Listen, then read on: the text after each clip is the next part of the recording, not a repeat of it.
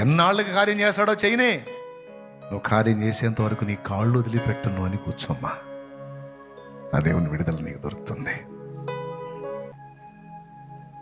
బలహీనతల్లోకి, సమస్యల్లోకి, పాపంలోకి, పొరపాటులోకి నెట్టడం, ఆ తర్వాత నిరాశలోకి నెట్టడం, చివరికి దారి లేదు సావు అని ప్రేరేపించటం సైతాను పని, దురాత్మల పని. ఛాన్స్ ఇవ్వద్దు నాన్న. చచ్చిపోతే ఏముంది నాన్న? 2 విధాల నష్టం. సమాజంలో నష్టం, చచ్చినాక నరకం. ఆత్మహత్య ఆలోచన రానియొద్దు, దానికి తావివద్దు. ఆశ లేని వాళ్ళు, విశ్వాసం లేని వాళ్ళు, నిరీక్షణ లేని వాళ్ళు ఆలోచిస్తారు. నువ్వు జీవం గల దేవుణ్ణి ఎరిగి, పరాక్రమం రోషం కలిగిన దేవుణ్ణి ఎరిగి, పౌరుషం కలిగిన దేవుణ్ణి ఎరిగి, ఆశ్చర్యకరుడైన దేవుణ్ణి ఎరిగి, సమస్తము సాధ్యం చేయగలిగిన దేవుణ్ణి ఎరిగి నువ్వు అలాంటి ఆలోచనలు ఎందుకు చేస్తున్నావు బిడ్డ? అవసరం లేదు నాన్న. నా దేవుడు సజీవుడు, నా దేవుడు సర్వశక్తి గలవాడు. గ్రీకు భాషలో ఏం పదం మెన్షన్ చేశాడంటే అగాపే. అగాపే అది మిస్ అయింది నీకు అనంటే, అగాపే అంటే దేవుని ప్రేమ. ఇక దేవుని ప్రేమ అనేది పోయిందంటే ఇక నీ కష్టం, నీ ప్రయాస, నీ తిప్పలు మొత్తం వృధానేరా నాయనా. అన్నిటికీ తలమానికం, కిరీటం లాంటిది ఏంటంటే అగాపే, దేవుని ప్రేమ. ఆ ప్రేమే పోయిన నాడు క్షమా హృదయం ఉండదు, సంతోషం ఉండదు, ఆశా నిగ్రహం ఉండదు. ఏమండి, సాటి మనిషిని ప్రేమించటం అనేది ఉండదు. అగాపే ఉంటే ఆత్మ ఫలమేమనగా అన్నదానిలో 9 ఉన్నాయి చూడు, అవన్నీ ఉంటాయి. ఎందుకంటే అవన్నీ అగాపేలో ఉన్నాయి. అవన్నీ ప్రేమ, సంతోషం, సమాధానం, దీర్ఘశాంతం, దయాళుత్వం, ఆశా నిగ్రహం, విశ్వాసం, సాత్వికం, మంచితనం. ఈ 9 తొనలు అగాపేలో ఉన్నాయి. అక్కడ కూడా ప్రేమ అన్న దగ్గర అగాపే, ఫస్ట్ స్టార్టింగ్లో ప్రేమ అన్న దగ్గర అగాపే వాడాడు. మనుషుల మధ్య ఉండే ప్రేమ కానీ, భార్యాభర్తల మధ్య ఉండే ప్రేమ కానీ, బంధువులు మిత్రుల దగ్గర ఉండే ప్రేమ కానీ, తల్లి బిడ్డల దగ్గర ఉండే ప్రేమ కానీ, వాళ్ళు అక్కడ ఆత్మఫలములో ప్రేమ అన్న దగ్గర అగాపే వాడాడు. ఇక్కడ కూడా నువ్వు కోల్పోయావు అన్న దగ్గర అగాపే వాడాడు. అంటే అర్థం ఏంటంటే దేవుని ప్రేమ. దేవుని ప్రేమ ఎంత గొప్పదంటే, ఫలమును ఆశించక ఏ ప్రేమ చూపినది, బహుగా క్షమించగలుగునది. నీ దగ్గర అయిపోయి నీ రబ్బాయి అన్నాడు. నువ్వు కష్టపడుతున్నావు, చాలా చేస్తున్నావు, కానీ దేవుని ప్రేమ నీలో మిస్ అయింది. దేవుని ప్రేమ పోయినప్పుడు ఏం జరిగిద్ది? పొరుగువాని మీద ప్రేమ ఉండదు. నీ భక్తిలో ఉండాల్సినటువంటి ఆ జీవమంతా లాస్ అయిపోయింది నాన్న. అసాధారణ ప్రేమ ఉండదు, అసాధారణ సంతోషం ఉండదు, అసాధారణమైన సమాధానం ఏవి ఉండవు. కాబట్టి వీటన్నిటికీ ముఖ్యమైనది దైవిక ప్రేమ. అది మిస్ అయ్యావు నాయన, ఎఫెస్లోనున్న సంఘపు దూత చూసుకోమన్నాడు. ఈ లోపం మనోడికి అర్థం కాల, ఆయనకు అర్థమైంది. ఇది మీకెందుకు చెప్తున్నాను? ఇది నాతో దేవుడు ఎందుకు మాట్లాడుతున్నాడు? నా నుండే నాతో మాట్లాడుతున్నాడు. ఏంటంటే, నీ లోపములు నీకు అర్థం కావురా అబ్బాయి, నీ లోపములు, నీ బ్రతుకు, నీ చరిత్ర అంతా నాకు అర్థమైద్ది. నీకు అర్థమైనా సరి చేసుకో, అర్థం కానివి నన్ను అడుగు, నేను చెప్తా ఎక్కడ తేడా ఉందో సరి చేసుకో, కృతార్థుడవుతావు. Praise the lord. ఎంతమందికి ఏమైనా అర్థమవుతుందా? ఇంట్రెస్ట్గా ఉన్నారా? పేంద్రాలు ప్రార్థన చేసేయమంటారా? రైట్. ఆ లైవ్లో ఉన్నవాళ్ళు, జూమ్లో ఉన్నవాళ్ళ మొఖాలు కూడా అప్పుడప్పుడు చూపించరు అబ్బాయి. పాపం వాళ్ళు కూడా వచ్చారు. మరి బాగా వినండి. అట్లాగా మిగిలిన సంఘాల దూతలన్నిటి కూడా అందరికి కూడా చెప్పేశాడు లోపాలు. దీన్ని బట్టి మనకు ఏమవుతుందంటే, మన లోపాలన్నీ మనకంటే బాగా తేటగా ప్రభువుకు తెలుస్తున్నాయి. ఈ శరీరంలో బ్రతుకుతుంది మనం, కానీ ఇందులో జరుగుతున్న విషయాలన్నీ కూడా మనకంటే బాగా దీన్ని నిర్మించిన వాడికి తెలుసు. ఇప్పుడేం చేయాలి? ఈ ఆధ్యాత్మిక కుష్టి వచ్చినటువంటి వ్యక్తికి ప్రభువే స్వస్థత ఇవ్వాలి. అప్పుడు స్పర్శ వచ్చిద్ది. మళ్ళీ స్పర్శ వస్తే చాలు, మనకి చెడిపోయిన మన మనస్సాక్షి తిరిగి పనిచేస్తే చాలు, అన్ని బ్యాలెన్స్ చేసుకుంటాం. కానీ అలాగా స్పర్శ ఆయన ఇవ్వలేదనుకో, మనం ఎంత పాడైపోయామో మనకు తెలియదు, ఎంత దిగజారిపోయామో మనకు తెలియదు. కానీ మనం బాగానే ఉన్నాం అనుకుంటాం, మనల్ని మనం మోసం చేసుకుంటాం. కాబట్టి ఇక్కడ కూడా స్వస్థత కోసం ఎవరి దగ్గరికి రావాలి? వచ్చి ఏం అడగాలి? నా ఆత్మీయ స్పర్శ నాకు కలిగించు తండ్రి, నన్ను ముట్టు నాయన. ఆత్మీయ కుష్టుందేమో, దేవా నన్ను ముట్టి స్వస్థపరచు. ఆధ్యాత్మిక అంధత్వం, గుడ్డితనం ఉందేమో, దేవా నా కళ్ళు వెలిగించు. ఆధ్యాత్మిక అవిడితనం నాకుందేమో, నా కాలు చేయి బాగు చేయి. ఆధ్యాత్మిక మూగతనం, ఆత్మీయ మూగతనం నాకుందేమో, యేసుని గురించి ప్రకటించడానికి, సాటి మనిషిని ధైర్యపరచడానికి, ఆదరించడానికి, ఓదార్చడానికి, ఇతరుల కోసం ప్రకటించే ప్రయాస పట్టానికి నాకు నోరు వాడాలి నేను. కానీ కొంతమంది నోరు వాడరు, ఇంటి పక్క వాళ్ళకే వాడరు. మీ ఇంటి పక్క వాళ్ళకి చెప్పావు ఒకసారి అన్న సువాత, నేను ఇతరులతో మాట్లాడటం నాకు ఇష్టం ఉంటుంది బ్రదర్. అంతే బ్రదర్, నేను ఒకళ్ళతో నాకు ఎందుకు బ్రదర్, నేను ఇతరులతో నాకు అస్సలు అదంతా అంత రిజర్వ్డ్ వ్యవహారం అంతా. వాళ్ళతో వీళ్ళతో మాట్లాడాను నాకు అంత అసలు నాకు కుదరదు, నాకు ఇంట్రెస్ట్ ఉండదు మెయిన్ అది.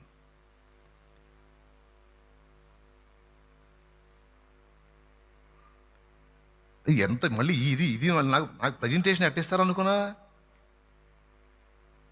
చాలా అద్భుతంగా ఇస్తారు. మన ఎంత ఇంట్రెస్ట్ మనదేదా, మన అంతే. ఊరి నిన్ను తగలయ్యా, అదే మాట విలియం కేరీ అనుకుంటే, అదే మాట డిఎల్ మూడీ అనుకుంటే, అదే మాట అపోస్తలు అనుకుంటే, పెంతెకోస్తు పండుగ నాడు సీమోను పేతురు ఆత్మతో నింపబడి నా ఒకరితో నాకు అనవసరం అనుకుంటే,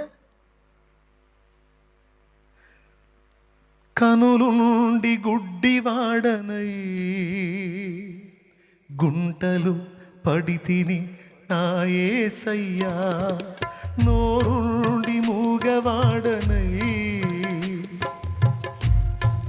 మరచితి నా యేసయ్యా, కనులు నుండి గుడ్డివాడనై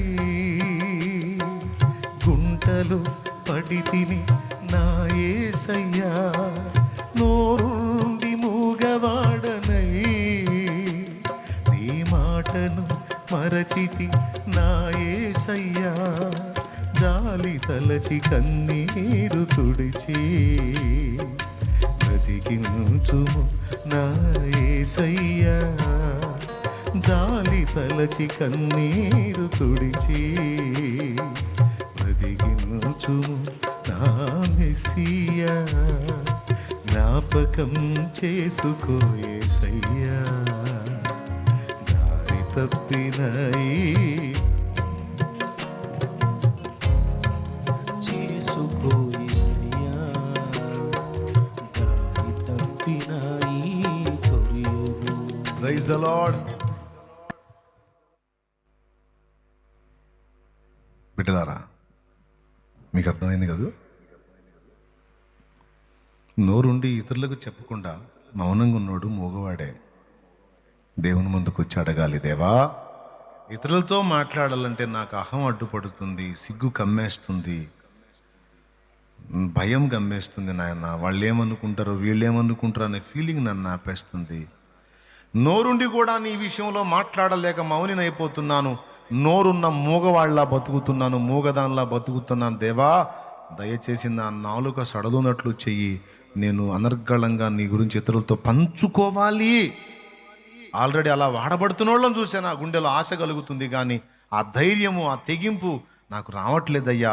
దయచేసి నా స్వరమును ముట్టుదేవా, ధైర్యంగా నిన్ను గురించి లోకానికి ప్రచురపరిచే కృప నాకు ఇవ్వయ్యా అని ఆ స్వస్థత కోసం కూడా నువ్వు యేసయ్య దగ్గరికి రావాలి. అయ్యలారా, కళ్ళు వెలిగించమని ఆయన దగ్గరికి రావాలి, చచ్చిన స్థితిలో ఉంటే బ్రతికించమని ఆయన దగ్గరికి రావాలి, నాకు ఇరుకైన మనసు తీసేయమని ఆయన దగ్గరికే రావాలి, ధారాళమైన చెయ్యి నాకు ఇవ్వయ్యా అని ఆయన దగ్గరికే రావాలి. ఇవన్నీ ఆయనే స్వస్థపరచాలి. ఒకవేళ నీకు అర్థం కాలేదా నీ లోపాలు, అది కూడా ఆయన్ని అడుగు. అర్థమైందా? చెప్పాడా? అయితే దాని స్వస్థత కోసం కూడా ఆయన్నాడు. నీకు పట్టిన ఆత్మీయ కుష్టును కూడా ఆయన్ని వదిలిస్తాడు. శుద్ధీకరణ జరుగుతుంది. Praise the lord. ఇప్పుడు ఇది గుర్తించండి మీరు. దురాత్మ చేత పీడించబడుతున్న ఒక వ్యక్తి, బాగా వినాలి, ఇక్కడ టర్న్ తీసుకుంటుంది. ఈ ఒక్క మలుపు చెప్పేసి నేను ప్రార్థన చేయబోతే అప్పుడు అడగండి. అది ఇంట్రెస్ట్ లేని వాళ్ళకి అస్సలు చెప్పను నేను.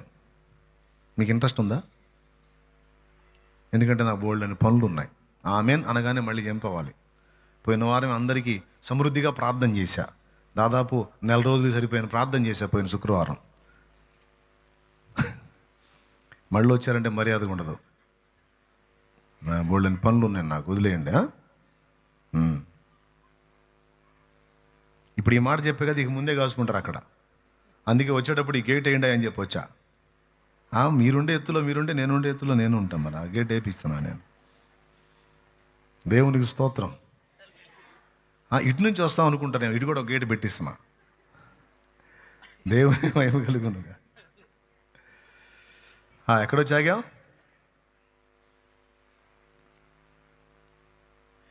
ఒక దురాత్మ చేత పీడించబడే వ్యక్తి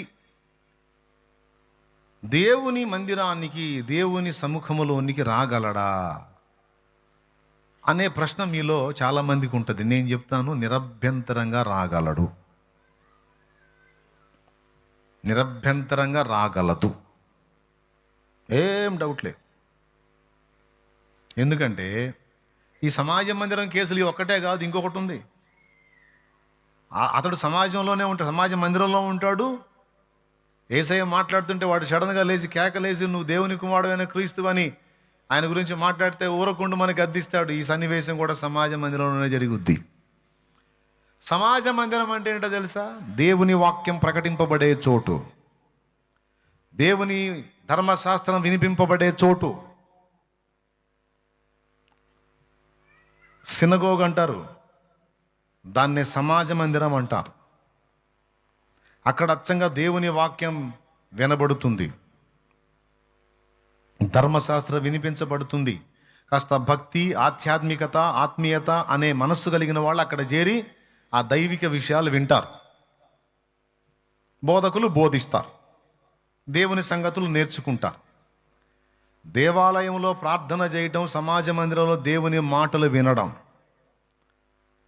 అర్థమైందా? బోధనా స్థలం సమాజ మందిరం. అయితే దేవాలయంలో ఇతడు దేవునితో మాట్లాడతాడు, కానీ దేవుని మాట ఇతనికి దక్కేది సమాజ మందిరంలో. దేవుని మాట ఇతనికి దక్కేది సమాజ మందిరంలో. అంటే ఇది చాలా విలువైన స్థలం. డైరెక్ట్గా దేవుడు తన ఆత్మ ద్వారా, ప్రవక్తల ద్వారా, భక్తుల ద్వారా మనతో మాట్లాడే స్థలం. అప్పుడు ఇది ఇంకా పవర్ఫుల్ కదా. ఇక్కడ దయ్యం ఉండటం ఏంటి? ఇలాంటి సమాజ మందిరాల్లో దురాత్మలు పట్టిన వాళ్ళు కూర్చోవటం ఏంటి? అదే ఆశ్చర్యం. దీన్ని మీరు గ్రహించాలి. చాలామంది సినిమాలు చూసి దేవాలయంలోనికి దయ్యాన్ని తీసుకుపోతే అది రాదు, భయపడి పారిపోయిద్ది అని ఫీల్ అవుతారు. అంత సీన్ ఏమి లేదా ఆడ. అది సినిమాలో సీను. రియల్ సీన్ మీకు చూపించేదా? దయ్యాల రాజేవుడు సాతాను డైరెక్ట్గా తండ్రి అయిన దేవుని దగ్గరికి వెళ్ళాడని మీకు తెలుసా? ఏబు గ్రంథంలో మీరు చూడండి, ఏబు 1:6, ప్రకటన గ్రంథము 12వ అధ్యాయము 10వ వచనం కూడా చూడండి, 10, 11 వచనాలు చూడండి. ఈ 2 చోట్ల మాత్రమే కాదు, జకర్యా గ్రంథం 3లో కూడా చూడండి.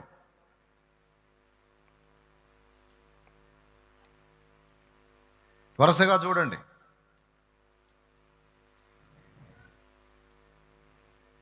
ఏబు గ్రంథం 1:6, దేవదూతలు యెహోవా సన్నిధిని నిలుచుటకై వచ్చిన దినం ఒకటి తటస్థించెను. ఆ దినమున అపవాదియగు వాడు వారితో కలిసి వచ్చెను. యెహోవా నీవు ఎక్కడి నుండి వచ్చి? అపవాది వచ్చాడు. ఎక్కడికి వచ్చాడయా? యెహోవా దగ్గరకు వచ్చేసాడు. అది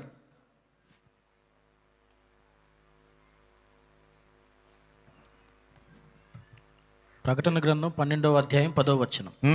మరియు ఒక గొప్ప స్వరము పరలోకమందు ఇలాగు చెప్పుట వింటిని, రాత్రింబగళ్ళు మన అపవాది పడద్రోయబడి ఉన్నాడు గనుక ఇప్పుడు రక్షణయు శక్తియు రాజ్యమును మన దేవుని వాయను.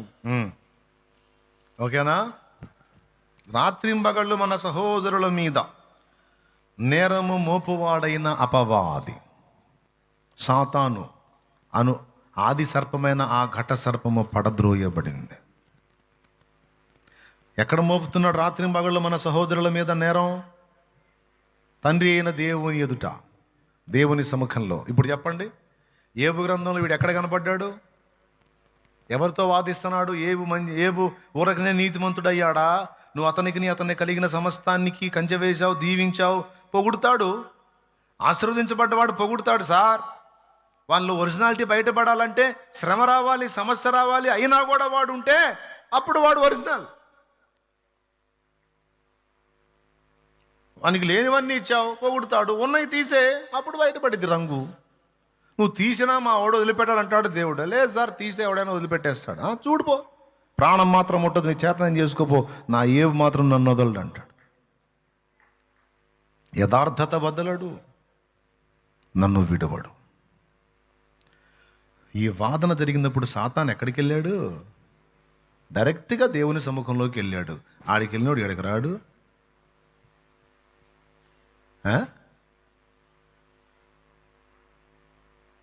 చెప్పవా?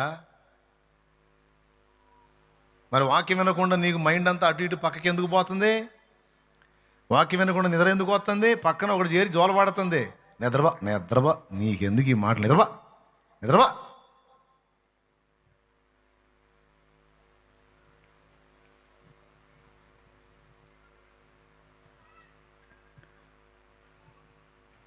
ఎన్ని రెఫరెన్స్లు ఉన్నాయో తెలుసా? రాజుల మొదటి గ్రంథము 22వ అధ్యాయం తీసుకో.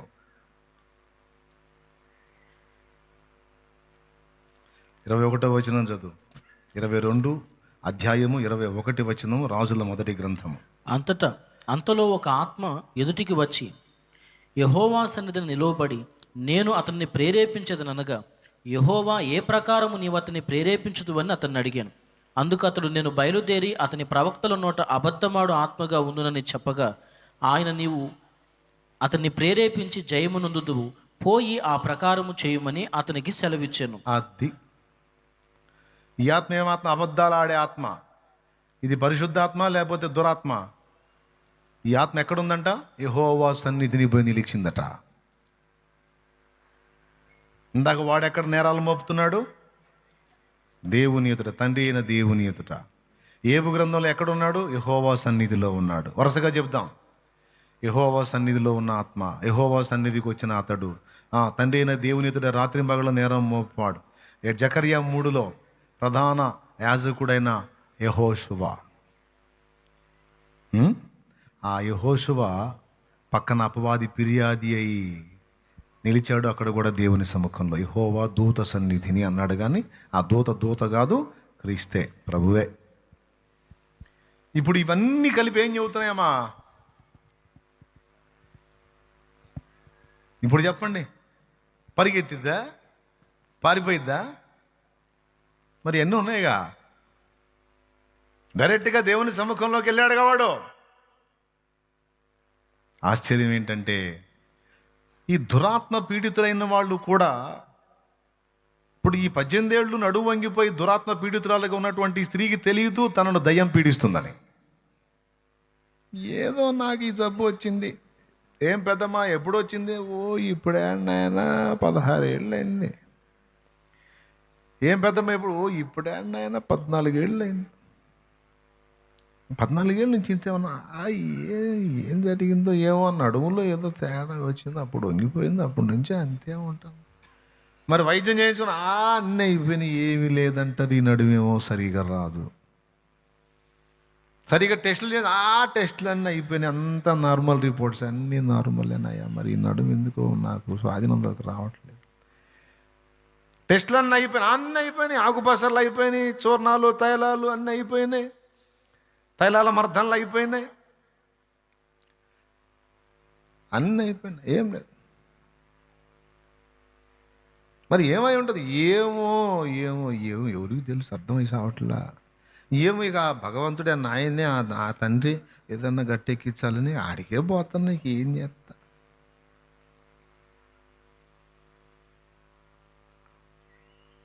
తనకు తెలియదు తనను ఒక ఆత్మ పీడిస్తుందని, కానీ తను ఎక్కడుంది? దేవుని సముఖంలోనే ఉంది. ఈరోజు నీకు తెలియదు, నిన్ను ఏదో శోధిస్తుండొచ్చు, అది నీ వెంటే ఉంటుండొచ్చు. ఆఖరికి నువ్వు మందిరంలోకి వస్తే మందిరంలో కూడా వస్తుండొచ్చు. దాన్ని పట్టుకున్నవాడు ప్రభు, దాన్ని తరిమి కొట్టినవాడు ప్రభు.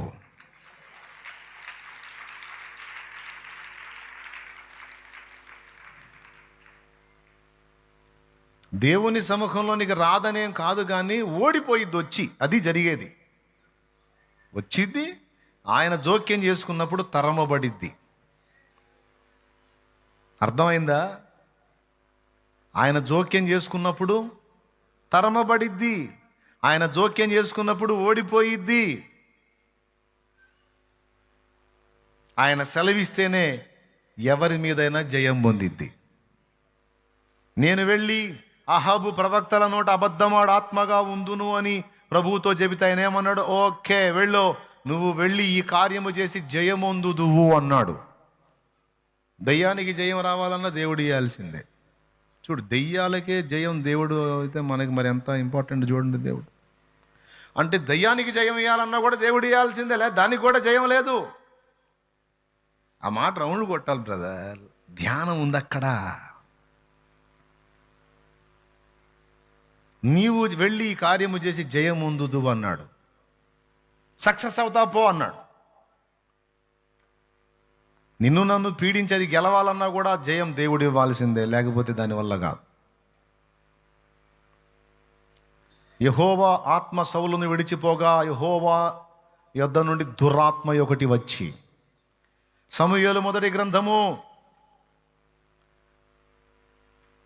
16-15 చూడు, అది 16-14. యెహోవా ఆత్మ సౌలును విడిచిపోయి యెహోవా యొద్ద నుండి దురాత్మ ఒకటి వచ్చి అతని వెరపింపగా. యెహోవా యొద్ద నుండి దురాత్మ రావటం ఏంటి? సౌలు దగ్గర ఎప్పుడైతే అవకాశం వచ్చిందో పోయింది రిక్వెస్ట్ చేసుకోవటానికి. సౌలు రాజు దగ్గర ఖాళీ వచ్చింది, నువ్వు సెలవు ఇస్తే పోయి జ్వరపడతానని. ఎక్కడికి పోయింది అడగటానికి? యెహోవా యొద్దకు వెళ్ళింది. అక్కడికి వెళ్ళి పర్మిషన్ తెచ్చుకొని వచ్చి ఎంటర్ అయింది. దేవుడే దయ్యాలను పంపడు, కానీ మన దగ్గర సందు చూసుకొని అవి పోతాయి అక్కడికి. వాటికి లాంగ్ జర్నీ ఏమో బ్రదర్ అంటారేమో, మనకు లాంగ్ జర్నీ. దయ్యాలకి ఏముంది? రెప్పపాట్లు పోయి వస్తాయి. మనం కూడా ఆత్మలుగా మారామంటే మనకు కూడా రెప్పపాటే. సహోదరులారా, మీకేమన్నా అర్థమవుతుందా నేను చెప్పేది? మీరేం కలలు కనొద్దు. ఎందుకు ఈ మాట చెప్తున్నానంటే ప్రతి ఒక్కరు కూడా వివేచించుకోవాలి. నేను బాగానే ఉన్నాను, నాకేం లేదు, నేను అన్ని విషయాల్లో ఓకే అనుకోవద్దు. నీ ఇంట బయట నీ వెంట శత్రువులు ఉన్నారు, శత్రువులు ఉన్నారు, శత్రువులు ఉన్నారు, శత్రువులు ఉన్నారు, ఆత్మల రూపంలో ఉన్నారు. కృప ఏందంటే దేవుని కృప. అవి నీ చుట్టూ ఉన్న నిన్ను అటాక్ చేయకుండా ఆయన నిరంతరం నిన్ను సేవ్ చేస్తూ ఉన్నాడు. రాత్రియు పగలును పాదములకు రాయి తగులకుండా.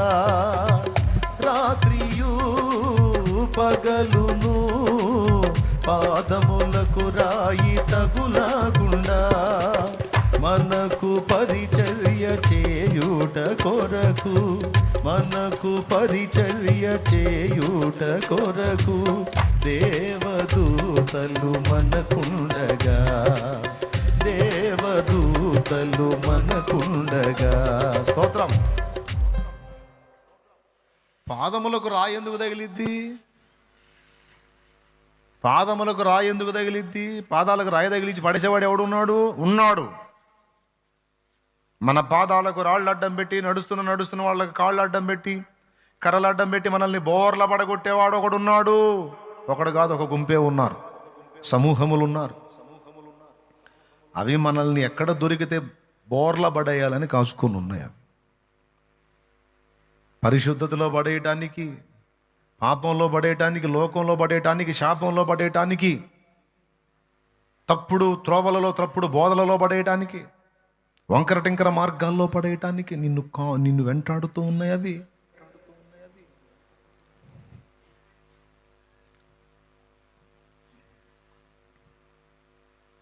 ఇంకా చెప్పాలంటే సైతానుగాడు ఒక్కొక్క విశ్వాసికి కొన్ని ఆత్మల్ని అలా కేటాయించేశాడు.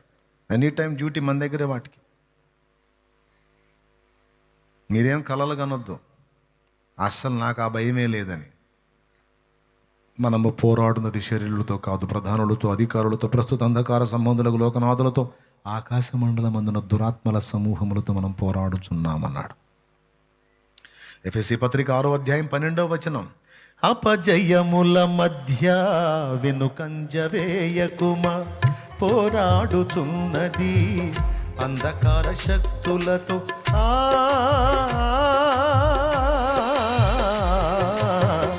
అపజయముల మధ్య వెనుకంజ వేయకుమా, పోరాడుచున్నది అంధకార శక్తులతో. దేవుడిచ్చు సర్వాంగ కవచమును ధరించుకొని ధూపార్తి చేబూని స్తుతియాగము చేయుచు, జయమే ఊపిరిగా గురి యొద్దకే సాగిపో. జయమే ఊపిరిగా గురి యొద్దకే సాగిపో. ప్రాణమా నాలో తొందర పడకుమా, ప్రాణమా నాలో తొందర పడకుమా. ఎందుకింక కన్నీరు, ఎందుకా వేదన, ఎందుకింక కన్నీరు, ఎందుకా వేదన. కొంతమంది దయ్యాలు వెళ్ళగొట్టే వాళ్ళు ఉన్నారు, కొంతమంది దయ్యాలు వెళ్ళగొట్టే వాళ్ళు ఉన్నారు కొంతమంది. అబ్బో ఆయన చేస్తేనండి దయ్యం వెళ్ళిపోతుందండి, నీకు పట్టిన దయ్యం వెళ్ళిపోయింది, కానీ ఆయనకి డిసైడ్ చేసిన దయ్యాలు కొన్ని నీ టైం ఆయన వెంట ఉంటాయి. దయ్యాలు వెళ్ళగొట్టేవాడి వెనక కూడా ఒక డజన్ దయ్యాలు లైన్లో ఉంటాయి, మీకు తెలుసా? ఇది దయ్యాలు వెళ్ళగొట్టేవాడు తెలుసుకోవాల్సిన విషయం. మన పేరు చెబితే దయ్యాలకు హడలు అంటే నీ వెనక డజన్ ఉన్నాయి, అవి ఇస్తాయి నీకు మెడల్.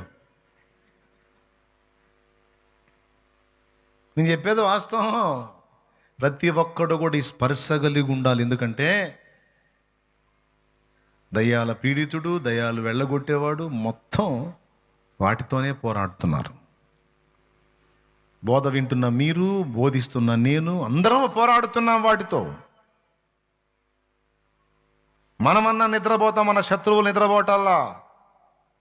మనమన్నా బలహీనులు, మన శత్రువులు బలవంతులు. ఎక్కడ దొరికితే అక్కడ మనల్ని పడగొట్టాలని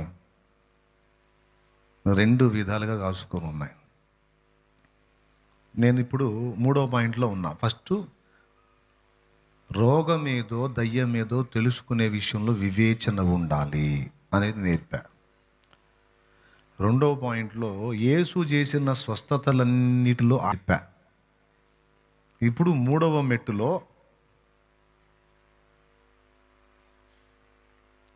సమాజ మందిరంలోకి వచ్చిన వ్యక్తులకు కూడా దురాత్మ పీడన ఉందా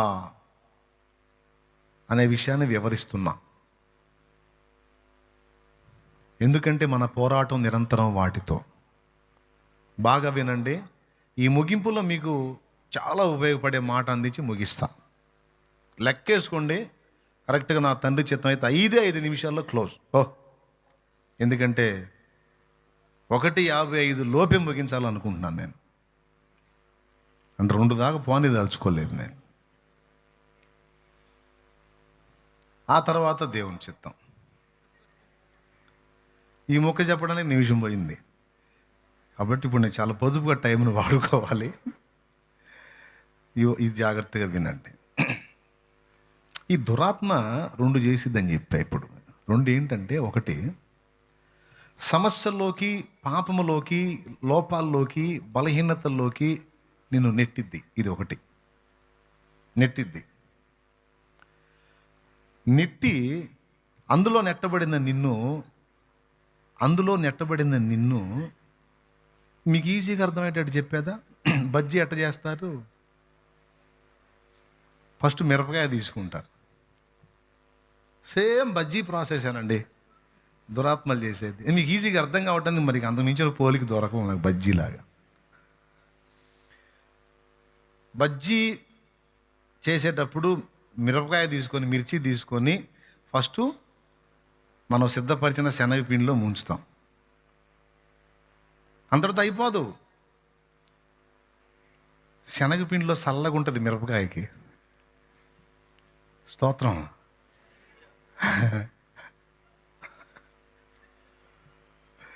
ఆ తర్వాత సలసల కాగుతుంటుంది నూనె, అందులో వేస్తాం. అప్పుడు కాసేపు గిలగిలగిలగలు ఆడిపోయింది బజ్జీ, మిరపకాయ, మిర్చి. అవునా? ఈ 2 కార్యక్రమాలు అయిన తర్వాత అప్పుడు ఇక తినటం అనేది ఉంటుంది. ఏ దురాత్మైనా మనల్ని ఆ టైపులోనే తీసుకెళ్ళడానికి ట్రై చేసిద్ది. కలతల్లోకో, శోధనలోకో, బాధలోకో, వేదనలోకో, ముఖ్యంగా పాపములోకో, లోకంలోకో ముందు నెడతది అది. తమ్ముడు, సమస్యల్లోకి, బాధల్లోకి, దిగులు, విచారం, వేదన ఏ రూపంలో నీకు వచ్చినా అది ముందు నెడతది నిన్ను అందులోకి, తప్పుల్లోకి, పాపంలోకి, పొరపాట్లోకి, కలతల్లోకి, కష్టాల్లోకి నేను నెట్టిద్ది. నువ్వు అడుగులు జారేటట్టు నెట్టిద్ది. నెట్టిన తర్వాత శనగపిండి కార్యక్రమం అయిపోయింది. తర్వాత తీసి నూనెలో వేసే ప్రాసెస్ ఉంది, దాన్ని నిరాశ అంటారు. నూనెలో వేసి వేయించే ప్రాసెస్ ఉంది, దాన్ని నిరాశ అంటారు. ఏంటది? అందరు చెప్పండి. అది అక్కడ ఫ్రై అవుతాం మనం. ఎంత డేంజర్ అంటే ఈ నిరాశ, మీరు కావాలంటే పరిశీలించి చూసుకోండి, ఎంక్వైరీ చేసి చూసుకోండి. భూ సమాజంలో, మానవ సమాజంలో ఇప్పుడు జరుగుతున్న ఆత్మహత్యలలో 98% ఆత్మహత్యలు నిరాశ వలననే జరుగుతాయి.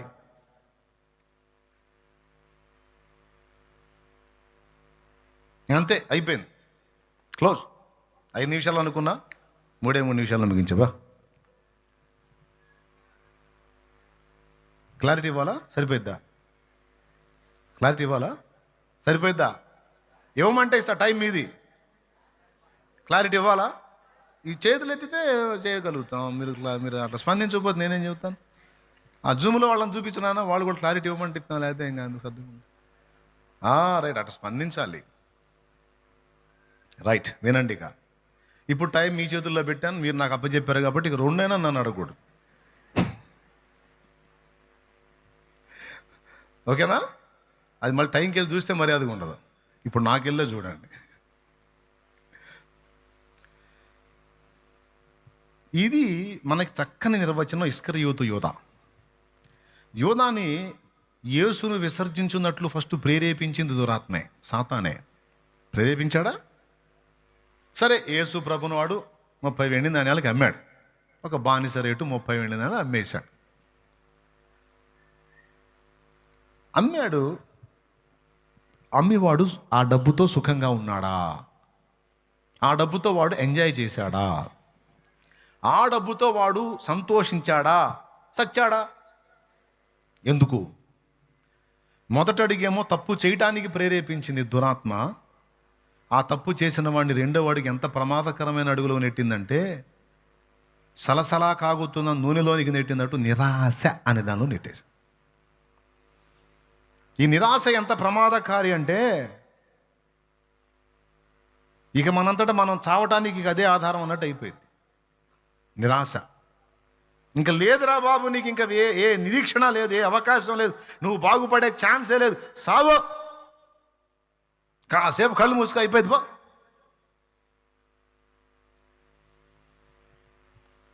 నిన్నెవరు అర్థం చేసుకోరు, నీకెవరు సాయం చేయరు, నిన్నెవరు నిజంగా ప్రేమించరు, నీ వేదన అర్థం చేసుకునే మనుషులే లేరు. అందరూ నిన్ను మోసం చేశారు, అందరూ నిన్ను స్వార్థానికి వాడేశారు, నేను అడ్డం పెట్టుకుని అందరూ పైకి ఎక్కేశారు, నేనేం అధపాతాళాన్ని తొక్కేశారు. లేదు, ఇక నువ్వు వాళ్ళనే మోసపోయావు, వీళ్ళనే మోసపోయావు, ఇంకా బాగుపడతావన్న నిరీక్షణ లేదు, ఇంకా మళ్ళీ లైఫ్ ఉందన్న ఆశ లేదు. ఎలా ఉంటుంది, ఏ విధంగా ఉంటుంది, ఎలా నువ్వు తిప్పుకోగలవు, ఈ అప్పుల్లోంచి ఎలా బయటపడగలవు? ఈ సమస్యల్లోంచి, ఈ వ్యాధిలోంచి, ఈ బాధలోంచి, ఈ కష్టాల్లోంచి, ఈ కన్నీళ్ళలోంచి నువ్వు ఎట్లా బయటపడతావు, నీ కుటుంబం ఎట్లా బయటపడి లేదు. ఇంకేందమ్మా నీకు అయ్యేది మేలు అయిపోతే, లైఫ్ అయిపోతే, జీవితం అయిపోతే ఇంకేందమ్మా నువ్వు బాగుపడేది, ఇంకేందమ్మా నువ్వు బయటపడేది, ఇంకేందమ్మా వాడు మారేది, ఇటు చేసేది, ఇంకెక్కడమ్మా లేదా, అది జరగదు, వేస్ట్, చచ్చిపో. నీ పరిస్థితులు మారావు, నిన్నెవరు అర్థం చేసుకోరు, నిన్నెవరు ప్రేమించరు, నిన్నెవరు ఆదుకోరు. అందరూ ఉన్నారు, అన్నీ చేసుకుంటారు, కానీ నిన్ను పట్టించుకునేవాడు ఎవడు లేడు. ఎందుకు ఈ బతుకు? చచ్చిపో, చచ్చిపో, చచ్చిపో. నిరాశ.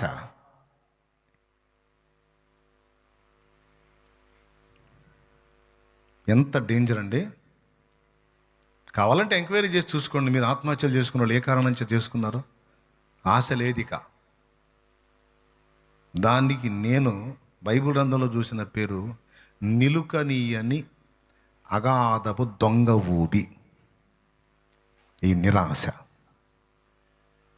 కానీ క్రీస్తు యేసునందున్న వారికి శుభవార్త. మనుషులు నిన్ను అర్థం చేసుకోకపోయినా, లోకం నిన్ను పట్టించుకోకపోయినా, నిన్ను ప్రేమించేవాడు ఎవడ లేకపోయినా, పలకరించే దిక్కు లేకపోయినా, బయటపడే దారి లేకపోయినా, తరచుగా పడుతూ లెగుస్తూ పాపంలో నెట్టబడుతూ ఉన్నా, గుర్తుపెట్టుకో, నీకు నిరీక్షణ ఉంది, నీకు విడుదల ఉంది, నీకు అవకాశం ఉంది. అది ఆయన రెక్కలలోనే ఉంది, ఆయన పాదాల దగ్గరే ఉంది. చచ్చేదానికి చేసే సాహసం ఏదో ఆయన పాదాల దగ్గరికి పోవటానికి చేయి. ఆయన పాదాలే పట్టుకో. ఈ జీవితకాలం నిన్ను ఒక కొలిక్కి తేడా, ఈ జీవితకాలం నిన్ను విడిపించడా, ఈ జీవితకాలం నీకు సమస్య పరిష్కారం ఇవ్వడా? అట్లయితే నేరం అయింది నీది కాదు. ఎందుకంటే నువ్వు ఆయన ఆశ్రయించావు. నన్ను ఆశ్రయించి నీకు ఉత్తరం ఇస్తాను అన్నాడు, నువ్వు ఆశ్రయించావు, ఇవ్వలా, కేసు అయిందే, నీది కాదు. ఆయన ఫైనల్ చేసేంత వరకు ఆయన దగ్గరే తెలుసుకోను. ఏమైనా అర్థమైంది నేను చెప్పింది? కేసు ఎవరిదైద్ది? అది నాకెందుకు, నువ్వు చెప్పావుగా, నువ్వు చేయాల్సిందే.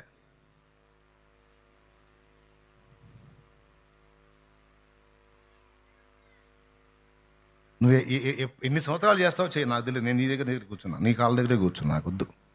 నీ పాదాల దగ్గరే కూర్చు. ఎన్ని సంవత్సరాలు చేస్తావు చేయి, నాకొద్దు. ఎప్పుడు చేయాలో, ఎలా చేయాలో, నేను ఎలా విడిపించాలో, ఏ స్థితికి నేను తీసుకొని రావాలో నిరీక్షణ ఉంది నాన్న. నీకు విశ్వాసం ఉంటే, నీ హృదయంలో ఆయన ఎడల విశ్వాసం ఉంటే, బిడ్డ నీకు నిరీక్షణ ఉందమ్మా, నీకు నిరీక్షణ ఉందమ్మా.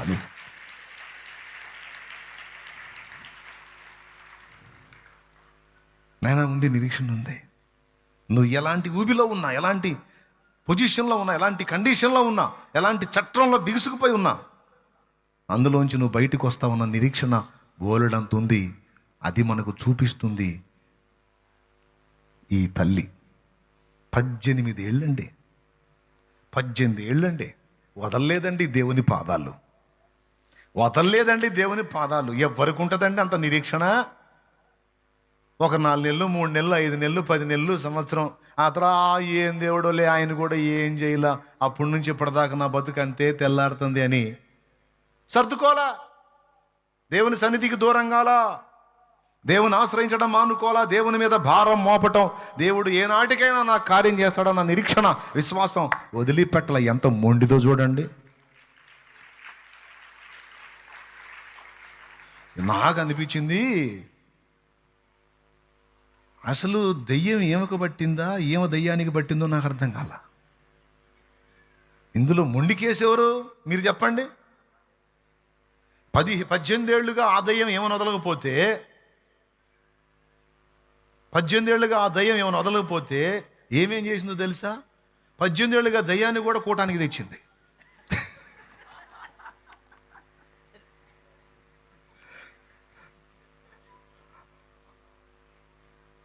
ఎంత దారుణమైన విషయం అండి ఇది. 18 ఏళ్ళు దయ్యాన్ని కూడా కూటంలో కూర్చోబెట్టి, మరి ఏమో కోసం వచ్చిన అది కూడా కూర్చోవాలిగా, ప్రసంగం అంతా అది కూడా వినాలిగా. ఏడ్చుకొచ్చింది అట్నే. ఇప్పుడు ఏం బలహీనరాల బలవంతురాలా? 18 ఏళ్ళు దయ్యాన్ని కూర్చోబెట్టింది కూటంలో. నీ వల్ల ఇద్దా? నిరాశ ఊబి దిగిరాంది, నీపై ఆశ నన్ను నిలిపింది. నీవే చేరకుంటే, నన్ను చేరదీయకుంటే, కన్నీళ్లలో నేనుంటాను, కలలా ముగిసిపోతాను. యేసు నీ కోసం వెదికే నా ప్రాణం. 18 ఏళ్ల సుదీర్ఘ నిరీక్షణ. నాయన నిన్ను అన్ని సంవత్సరాలు కూడా ఎదురు చూడమంటల్లా. ఎందుకంటే ఆమె పట్టు వేరులే, అబ్రహాం పట్టు వేరు, అందుకే విశ్వాసులకు తండ్రి. ఏమో పట్టు వేరు, అందుకే బైబిల్ చరిత్రలోకి ఎక్కింది స్టోరీ. నీకు అంత పట్టుందో లేదో నాకైతే తెలియదు. ఉంటే గట్టివాడివే, గట్టిదానివే, లేకపోయినా నీకున్న పట్టు ఎంతో తెలుసు. కాబట్టి శత్రువు పట్టు నుంచి నిన్ను విడిపించే పట్టు ఆయన పడతాడు, ధైర్యంగా ఉండు. ఎంత కోపం వచ్చిందంటే ఏసైకి ఆ దయ్యాన్ని చూసి, నువ్వు 18 ఏళ్ళుగా నా బిడ్డని పీడిస్తావే నువ్వు పో అన్నాడు.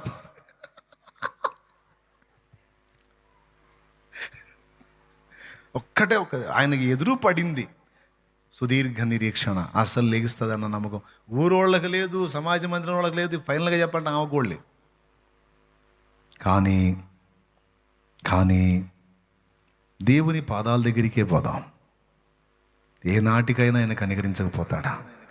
సరే, కనికరించకపోయినా పర్వాలా, నాకైతే ఆయన సన్నిధే కావాలి. నేను ఈ రోగిగా ఉండైనా సరే, ఈ పేషెంట్గా ఉండైనా సరే, ఈ రుగ్మతలో ఉండైనా సరే, ఈ జబ్బుతో ఉండైనా సరే, నేను ఆయన పాదాలే పట్టుకుంటా. ఇప్పుడు ఇలాంటి కండిషన్లో ఉండి కూడా నేను ఆయన పాదాలు పట్టుకుంటున్నప్పుడు నా విశ్వాస్యత, నా నమ్మకత్వం నా తండ్రికి తెలిసిద్దిగా.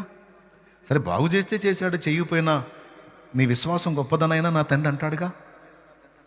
నేను నీకు హెల్ప్ చేయకపోయినా సరే, నా కుమారి మొండిగా నన్ను వెంబడించావమ్మా, నేను నీకు హెల్ప్ చేయకపోయినా నా కుమారుడా మొండిగా వెంబడించావు, భేష్ అంటాడుగా. సరే, ఆయన నా ఎడల నమ్మకంగా హెల్ప్ చేయకపోయినా నేనైతే ఆయన ఎడల విశ్వాస్యత విడిచిపెట్టను. నేనైతే విశ్వాసం గలదానిగానే ఉంటాను, విశ్వాసం గలవాడిగానే ఉంటాను. ఇది ఎలాంటిదో తెలుసా? ఒక రకంగా చెప్పాలంటే, నమ్మకంగా నేనైతే నీ దగ్గరకు వస్తానా, నువ్వు చేసి నీ నమ్మకత్వం ప్రూవ్ చేసుకుంటావో చేయకుండా నన్ను పరీక్షిస్తావు, నీ ఇష్టం. నేనైతే గెలవాలనుకుంటాను, ఆ తర్వాత నీ కృప. అంటే నువ్వు చేసినా చేయకపోయినా నా విశ్వాస్యతను, నా నమ్మకత్వాన్ని నీ ఎదుట నేను నిలుపుకోవాలనుకుంటున్నా ప్రభువా అని మనం ఆయన ముందుకు పోతా ఉన్నప్పుడు ఏం జరుగుతుందో తెలుసా? కేసు అడ్డుపడిద్ది. ఎటుపడిద్ది? ప్రభువా, నువ్వు హెల్ప్ చేయకపోయినా మనిషి పదే పదే నీ దగ్గరకు వస్తున్నప్పుడు, మరి ఇప్పుడు ఉత్తరవాదివి నువ్వేగా ప్రభువా. దూతలారా, మీకు అర్థమైంది ఆ సంగతి? ఏం చేసింది తెలుసా? ఇప్పుడు కేసు నా మీద వేసింది, ఇప్పుడు నన్ను కార్నర్ చేస్తుంది. తప్పదు, చేయాల్సిందే. ఈమె కాదు, 38 సంవత్సరాలు జబ్బుతో ఉన్నవాడి పరిస్థితి కూడా అంతే. వాయమ్మో, వాడి నిరీక్షణ ఇంకా గ్రేట్. అబ్బో, అది మామూలు విషయం కాదు. ఇక్కడ 2-3 ఏళ్ళకే గందరగోళం అయిపోతున్నారు. అన్న చచ్చిపోవాలనిపిస్తుంది, అన్న బతకాలనిపించట్లేదని. మరి 18, ఆడే 38, ఈ డబుల్ వాడు ఇంకా. అయినా సరే వాళ్ళు చూడండి, నిరాశరాల, ఆశ జావలా, ఆశ జావలా. నిరాశ ఊబి దిగిరాంది నీపై. అది అర్థమైతే చాలిగా బోల్డ్ అంత బరువు దిగిపోయి హాయిగా ఇంటికి పోతావు. ఇప్పుడు దేవునికి స్తోత్రం, హల్లెలూయా. ఏది చావాలి? నిరాశ చావాలి. దేవుని యందలి నీ ఆశ ఎప్పుడు బతకాలి, బతికే ఉండాలి. లేకపోతే సైతాను గడికి సంధించావంటే ఫ్రై అవుతావు. బజ్జీ గుర్తుపెట్టుకో, బజ్జీ వేసేటప్పుడల్లా గుర్తుపెట్టుకో. పిండిలో ముంచేటప్పుడు లోపాలు, పాపాలు, అపరాధాలు, అవిధేయతలు అనేది గుర్తుపెట్టుకో. అందులో ముంచి నువ్వు మళ్ళీ నూనె లేస్తావు చూడు, ఇది నిరాశ. సైతానుగాడు నీ ప్లేస్లో ఉన్నట్టు నువ్వేం బజ్జీ ప్లేస్లో ఉన్నట్టు. అర్థమైందా? గుర్తుపెట్టుకొని దేనికి తావివ్వద్దు చెప్పు. శతకోటి దరిద్రాలకి ఎన్ని ఉపాయాలు? అది లోకసుడి మాట. శతకోటి దరిద్రాలకు లెక్కలేనన్ని, అనంత కోటి అన్నారు కదా వాళ్ళు. మనకైతే లెక్కకు ఎన్నలేనన్ని మార్గాలు నా దేవుని దగ్గర ఉన్నాయి. ఖచ్చితంగా ఎదుగు దారి నా దేవుడు నీకు ఓపెన్ చేస్తాడు. అది నీకు ఖచ్చితంగా అందుబాటులోకి వస్తుంది. ఆ విశ్వాసం గల వ్యక్తివై నువ్వు ఎక్కడ నడిపించబడాలి? నువ్వు అమ్మాయి నేను ఆ చర్చికి పోయినా, నాకేం లేదు, నా టీవీ అన్న పెట్టమ్మా. ఎందుకు అని ఆ ఒంగోనే, ఆ ఒంగున్న అట్నే వంగి అక్కడ చూస్తున్నాను ఒకటి. కొంతమంది చేస్తున్నారులే అట్లా. ఏమి చర్చో ఏమో లేమ్మా, ఆడిపోయినా నాకేం పెద్దగా సాయం కాలేదు, ఎందుకు ఇంక ఇట్లా పోవటమే అని ఇంట్లోనే కూర్చుంటే. అప్పుడు టీవీ లేదనుకో, అప్పుడు ఉండే ఏదో అట్లా ఉంటాయి కదా టైంపాస్లో, అట్లా చేసుకుంటూ కూర్చుంటే ఆహా ఆ దరిద్రం జోలికి పోలా. నీవు పలుకగా నిన్ను ప్రేమించేదా, పలుకకయునను నిన్ను ప్రేమించేదా. నీవు పలుకగా నిన్ను ప్రేమించేదా, పలుకకయునను నిన్ను ప్రేమించేదా. నాదు సహాయక నిన్ను ప్రేమించేదా, సాయము రాకు నన్ను ప్రేమించేదా.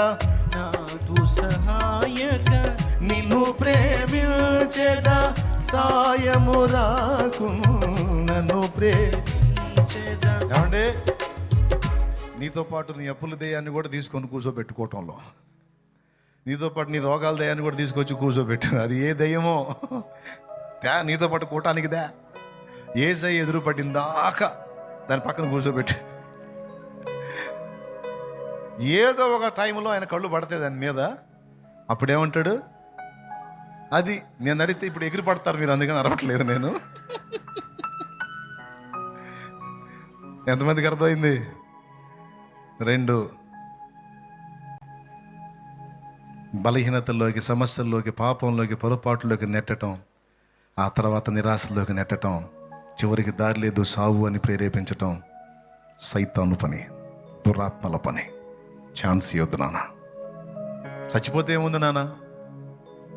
2 విధాల నష్టం. సమాజంలో నష్టం, చచ్చినాక నరకం. ఆత్మహత్య ఆలోచన రానియొద్దు, దానికి తావివ్వద్దు. ఆశ లేని వాళ్ళు, విశ్వాసం లేని వాళ్ళు, నిరీక్షణ లేని వాళ్ళు ఆలోచిస్తారు.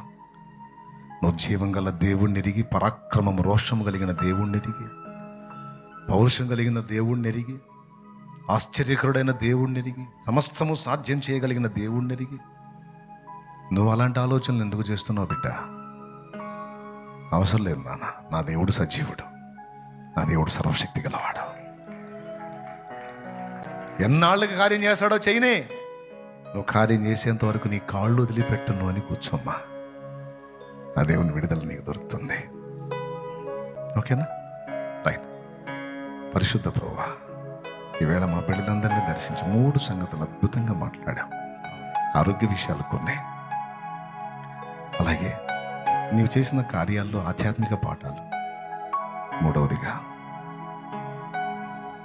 సమస్యతో బాధపడుతున్న స్త్రీ చేసినటువంటి అద్భుతమైన వేసిన అడుగులు, చేసిన నిర్ణయాలు. బలహీనతలో నేను ఉన్నాను, నేను ఎందుకులే, తగ్గలేదు, నాకు నాగలేదు, కానీ దేవా నీవు దర్శించేంత వరకు నీ పాదాల దగ్గరికి వస్తాను. నా నిరీక్షణను సిగ్గుపరుస్తావో, నా నిరీక్షణను గెలిపిస్తావో నీ చేతికి అప్పగిస్తున్నా. నేనైతే నీ యందు విశ్వాసం ఉంచాను. నువ్వు చేసినా చేయకపోయినా, నువ్వు మేలు చేసినా చేయకపోయినా, కార్యం జరిగించినా జరిగించకపోయినా నీ పాదాలను మాత్రం వదలను, నిరాశను రానివ్వను. నాకు నువ్వున్నావుగా, నాకెందుకు నిరాశ? ఈ లోకంలో ఎవ్వడు నన్ను ప్రేమించకపోయినా నువ్వు నన్ను ప్రేమించి నాకై ప్రాణం పెట్టిన వాడివి ఉన్నావు.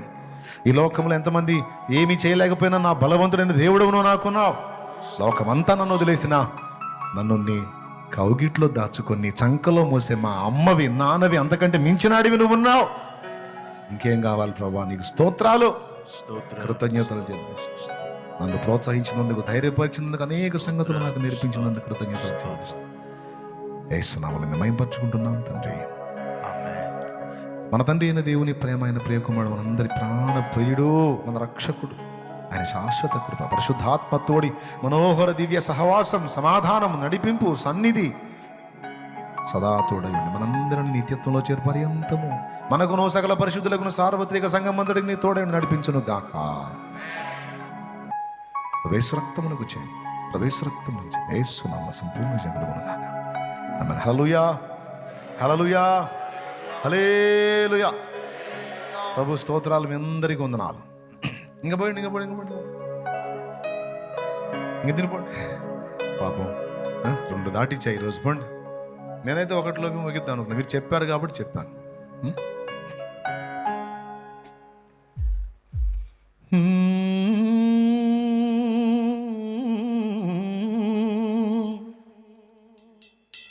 నూనె కోసం చేస్తాను ఎదురు గారు. పరిశుద్ధ తండ్రి, బిడ్డల విశ్వాసంతో తెచ్చిన నూనెని శక్తితో నింపి రోగులైన వారికి అది వ్రాసి ప్రార్థించుట ద్వారా స్వస్థత చేకూర్చు. సమస్త సైతాను, దురాత్మ, దయ్య, అంధకార శక్తుల క్రియలు యేసు నామములో లయమగునుగాక. ఈ బిడ్డలు పట్టి పీడిస్తున్నటువంటి దురాత్మలు వెళ్ళగొట్టు. ఈరోజు ఈ శుక్రవారపు ఉపవాస ప్రార్థనా కూటంలో నీ పాదాల చెంతకు వచ్చిన బిడ్డల్లో ఎవరిని ఏ దయ్యం పీడిస్తుందో, ఏ ఆత్మ వారిని ఆత్మహత్యకు రేపుతుందో, నీకు నిరీక్షణ లేదు, నీ పరిస్థితి మారదు, నీ బ్రతుకు మారదు, నీ జీవితం ఇంతే అని ఏ దయ్యము కృంగదీస్తుందో అది యేసు నామములో బిడ్డలు వదిలి తొలగిపోవును కాక. నీ బిడ్డల గొప్ప విడుదల, స్వస్థత, సమాధానం, ఆరోగ్యం, ఆయుష్, దీవెన, కృప దాయిచ్చే. ప్రయత్నంలో సఫలత దాయిచ్చే. వారిని పట్టి పీడిస్తున్న రోగము నుంచి విడుదల కలుగునుగాక. యేసు నామములో స్వస్థత కలుగునుగాక, స్వస్థత కలుగునుగాక, స్వస్థత కలుగునుగాక, స్వస్థత కలుగునుగాక. నీ పాదాలే కోరుకొని వచ్చారు గయ్యా, నీ సన్నిధే కోరుకొని వచ్చారు గయ్యా. నా యేసయ్య పాదాల దగ్గర నాకు స్వస్థత, విడుదల, విమోచన ఉందని వచ్చారు గయ్యా. నీ గాయములలో ఉన్న స్వస్థత బిడ్డలకు దాయిచ్చేయి. అప్పుల బంధకాలు, ఆర్థిక ఇబ్బందులు, ప్రయత్నాల్లో సఫలత, దేహాల్లో రోగము నుంచి విడుదల నీ బిడ్డలకు నువ్వే దాయిచ్చేయి. తెలిసి తెలియని తప్పులు, పాపాలు, దోషాలు మా అందరివి కూడా నీ రక్తముతో కడిగి శుద్ధి చేయి. నోటి మాటల్లో, నడకలో, పడకలో, తలంపులో, ఆలోచనలో, తెలిసి చేసినవి, తెలియక చేసినవి, తెలివిలో చేసినవి, తెలివి తక్కువై చేసినవి, నిద్రమత్తులో చేసినవి, మెళకువలో చేసినవి, సమస్త పాప, దోష, అపరాధ, కల్మషాలని నీ రక్తముతో కడిగి శుద్ధి చేయి. శుద్ధి చేయి, శుద్ధి చేయి, శుద్ధి చేయి, శుద్ధి చేయి. నూతన పరచు. నీ బిడ్డలని, మమ్మల్ని అందరినీ కూడా నీ కృపలో జ్ఞాపకం చేసి, ఇక్కడ ఉన్నవారే కాదు, ఆన్లైన్ ద్వారా అందుబాటులోకి వచ్చిన వారు, లైవ్లో వీక్షించిస్తున్న బిడ్డలందరికీ కూడా మీ దర్శనమిచ్చి, మీ ప్రత్యక్షతనిచ్చి, స్వస్థతనిచ్చి, విడుదలనిచ్చి, వారి ప్రయత్నాల్లో నీ సఫలత, జయమునిచ్చి, సహాయం ఇచ్చేది. యేసు నామములో ప్రార్థించి పొంది ఉన్నాం తండ్రి. అందరం గట్టిగా చెప్దామా? ఆమేన్. ఆ నూనె రాసుకొని ప్రార్థన చేసుకొని దేవుడు విడిపిస్తాడు. ఇంకేమైనా డౌట్ ఉందా? ఇంక పోండి, మర్యాదకు పోండి, ఇంక పోండి, నేను కూడా వెళ్ళాలి. ఇంకేం సందేహం పెట్టుకోవద్దు. ప్రేరాయలు తెచ్చుకున్నారా? నూనె తెచ్చుకున్నారా? అది ప్రార్థన చేశాను, అది రాసు పో, విడుదల వచ్చింది పో. అమ్మాయి 2 దాటింది, పోయి తినండి. సరే, ఆకలైన వాళ్ళు పోయి తినండి. సరే, పాడతాను. ఓకే, ఒక పాట అడిగారుగా పాడతాను, పాట వెళ్తాను. ఓకే, అదే పాడేదా? అధికముగా చేయగలవు పాటేదా?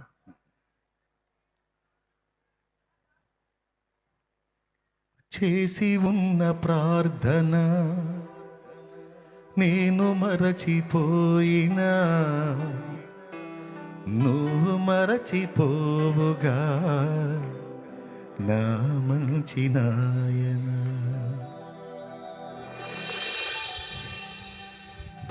అడిగే వాటి కంటే, ఊహించే వాటి కంటే, అడిగే వాటి కంటే, ఊహించే వాటి కంటే అధికముగా చేయగలవు యేసయ్యా.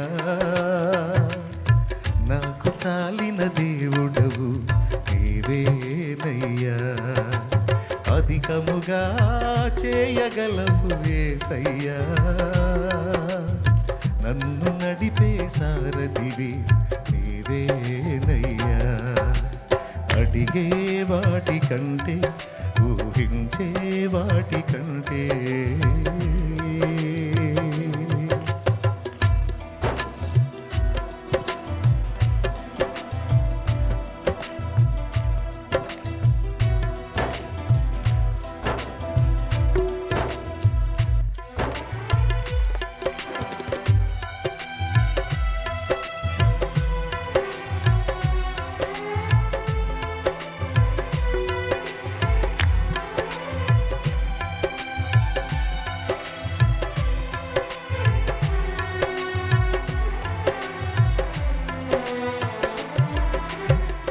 చేసి ఉన్న ప్రార్థన నేను మరచిపోయినా నువ్వు మరచిపోగా నా మంచి నాయన.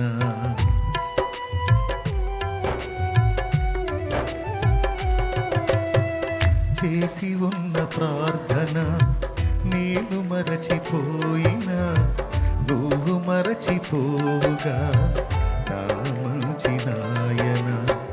అవసరాన్ని తీర్చమని అదీనయాచన పట్టజాల పోతినిగా నీవిచ్చిన దీవెన. పట్టజాల పోతినిగా నీవిచ్చిన దీవెన. అధికముగా చేయగలవు యేసయ్యా, నాకు చాలిన దేవుడవు నీవేనయ్యా. అడిగే వాటి కంటే ఊహించే వాటి కంటే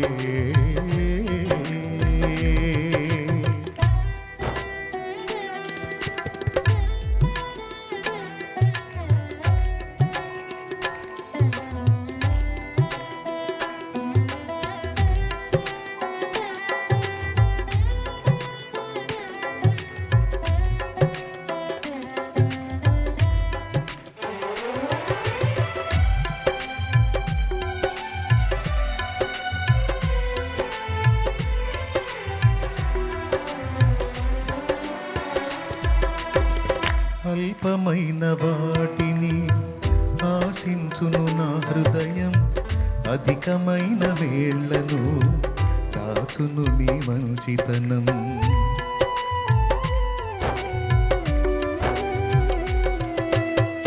అల్పమైన వాటిని ఆశించును నా హృదయం, అధికమైన వేళ్లను దాచును నీ మంచితనం. ఏది నిన్ను కోరాలో ఎరుగదు నా వెర్రితనం.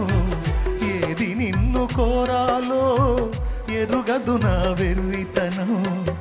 ఏది నాకు కావాలో పెంచి ఇచ్చు నీ జ్ఞానం.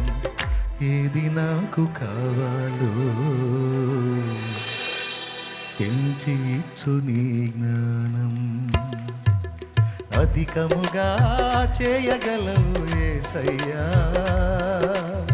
నాకు చాలిన దేవుడవు. అధికముగా చేయగలవు యేసయ్యా, నన్ను నడిపే సారథివి. అడిగే వాటి కంటే ఊహించే వాటి కంటే, అడిగే వాటి కంటే ఊహించే వాటి కంటే అధికముగా చేయగలవు యేసయ్యా, నాకు చాలిన దేవుడవు. మళ్ళీ అధికముగా నన్ను నడిపే సారథివి, నాకు చాలిన దేవుడవు. నన్ను నడిపే సారథివి. ప్రైజ్ ద లార్డ్, హల్లెలూయా. ఏది నిన్ను కోరాలో ఎరుగదు నా వెర్రితనం. ఏది నిన్ను కోరాలో ఎరుగదు నా వెర్రితనం. ఏది నాకు కావాలో ఎంచిచ్చు నీ జ్ఞానం. Praise the lord. నీళ్ళు ఎవరైనా రక్షణ పొందాలని సిద్ధపడొస్తే నీళ్ళ దగ్గరికి వెళ్ళిపోండి, బాప్తీసం ఇచ్చి వెళ్తాను. రక్షణకి ఎవరైనా సిద్ధపడితే నీళ్ళ హౌస్ దగ్గరికి వెళ్ళిపోండి, బాప్తీసం తీసుకొని వెళ్ళొచ్చు. విన్న మాటలు హృదయంలో పెట్టుకోండి. అక్కడ లైన్లో ఉన్నారు. పర్లేలే నాయన, పర్లేదులే. బాగా బాధలో ఉన్నవాళ్ళు ఉంటారులే. దర్శించి వెళ్తాను. రైట్. చెప్పిన విషయాలు గుర్తున్నాయిగా, మర్చిపోతారా? నిరాశ రానియాలా, దరిజారనియద్దు. నా తండ్రి కృపనిస్తాడు, నిలబెడతాడు. మళ్ళా ప్రయత్నించు, మళ్ళా నిలబడు, ఎదిరించు. మనం పోరాడుతుంది ఎవరితో? అపజయాల మధ్య వెనకంజ ఎందుకు పోరాడుతుంది? అంధకార శక్తులతో. ధైర్యంగా ముందుకెళ్ళాలి. ఒక అడుగు వెనక్కి పడగానే అయిపోలా.